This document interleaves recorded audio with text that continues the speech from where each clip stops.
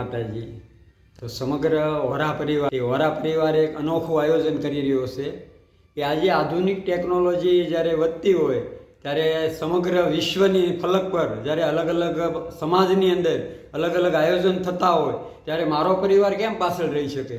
તો આ જે ડિજિટલ યુગની અંદર આપણા પરિવારના યુવાનો કાંઈ ને કાંઈ નવી નવી વિચારધારણા રજૂ કરતા રહેલા છે તો મને બહુ જ ગમી છે।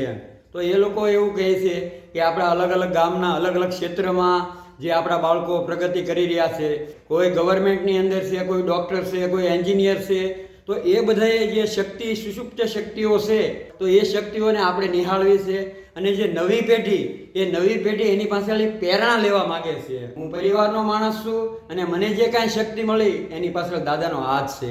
આ એક ગૌરવ હોવું જોઈએ।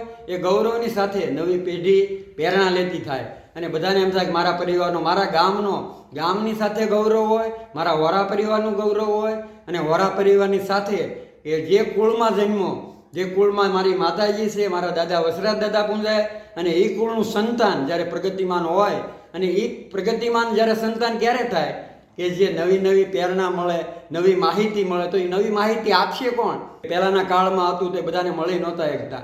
હવે આધુનિક ટેકનોલોજીની અંદર આપણા યુવાનોએ અથાગ પ્રયત્ન કરીને એક વેબસાઇટ આપણી જે મોબાઈલની અંદર મૂકી છે તો સમગ્ર વોરા પરિવારનું આખું લિસ્ટ મળે।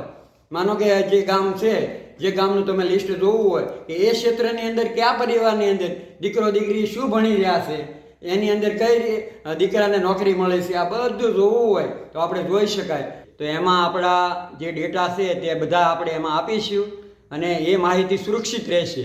તો આની માટે આપણા જે પ્રયત્ન કરી રહ્યા છે રાત દિવસ તનતોડ મહેનત કરીને આપણે એક તાતણે બાંધવા માટે તો આપણે માત્ર ને માત્ર આપણે સમગ્ર પરિવારની માહિતી આપવાની છે।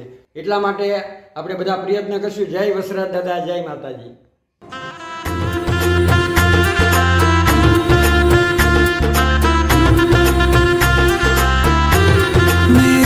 चौखट पे चल के आज चारों धाम आए हैं, बजाओ ढोल स्वागत में मेरे